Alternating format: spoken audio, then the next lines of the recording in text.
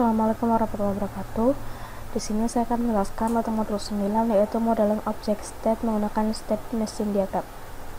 Tujuan dari model ini yaitu dapat menyelesaikan status objek model, dan yang kedua menjelaskan elemen penting dari diagram UML state machine. Ya, ini ada proses mapnya. Lalu memperkenalkan status objek.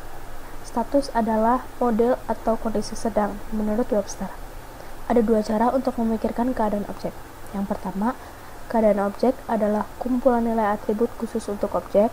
Yang kedua, keadaan objek mengabarkan perilaku objek relatif terhadap rangsangan eksternal. Modul ini mempertimbangkan definisi kedua. Mengidentifikasi elemen-elemen diagram mesin negara. Ya, ini elemen-elemen diagram mesin negara, yaitu ada state node, turn on unit, initial state, transition trigger, turn off unit, sama final state. Lalu transisi state. Sebuah state transition menampilkan sebuah perubahan pada state saat runtime terjadi. Ya, ini contohnya. Lalu struktur internal pada node state. Node state mempresentasikan sebuah state pada objek tunggal saat runtime. Peristiwa entry menentukan tindakan saat masuk ke state. Peristiwa exit menentukan tindakan saat keluar dari state. Peristiwa do menentukan tindakan yang saat terjadi.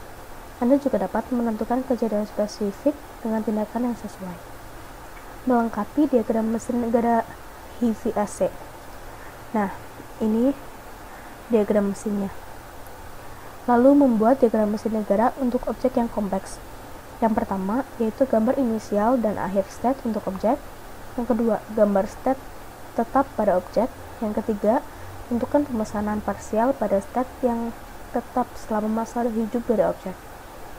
Dan yang keempat, tentukan peristiwa yang memicu transisi antara kejadian objek. Tentukan tindakan transisi jika ada. Dan yang kelima, tentukan kejadian dengan state jika ada. Ini yang step pertama, mulai dengan inisial dan final state.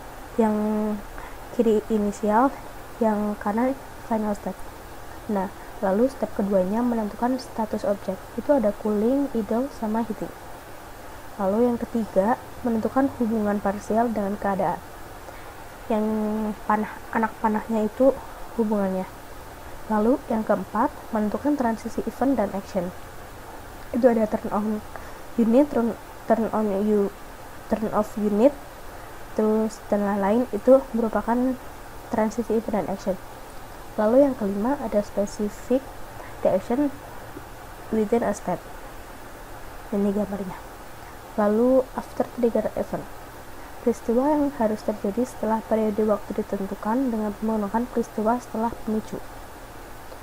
Untuk memasakkan transisi setelah 10 menit, menentukan acara pada transisi tersebut setelah 10 menit. Acara ini sedang digunakan untuk timeout. Transisi mandiri adalah transisi keadaan dengan keadaan yang sama untuk sumber dan tujuan transisi. Lalu persimpangan. Dalam UML, sebuah junction dapat digunakan untuk menyederhanakan diagram dengan memecah transisi menjadi beberapa fragmen, sehingga mengurangi duplikasi peristiwa pemicu, penjaga, dan tindakan. Nah, ini contoh persimpangannya. Ini menunjukkan urutan transisi negara, urutan peristiwa, evaluasi, penjaga, dan tindakan. Nah, ini contoh yang lebih detailnya. Lalu ada pilihan. Dalam UML, sebuah pilihan digunakan untuk menyederhanakan diagram dengan memecah transisi menjadi beberapa fragmen, sehingga mengurangi duplikasi peristiwa pemicu, penjaga, dan tindakan. Pilihan juga memungkinkan evaluasi dinamis dari penjaga setelah tindakan fragmen transisi sebelumnya dieksekusi. Nah, ini contoh pilihan. Lalu ini contoh pilihan yang lebih kompleksnya, yang lebih lengkap. Lalu ringkasan dari modul ini, yaitu yang pertama, objek mungkin memiliki status yang mendefinisikan perilaku unik untuk objek. Dan yang kedua, diagram mesin keadaan menyediakan mekanisme untuk memodelkan keadaan dan transisi dari suatu objek. Ya, sekian presentasi dari saya. Mohon maaf kalau ada kata-kata yang salah dan kurang berkenan. Assalamualaikum warahmatullahi wabarakatuh.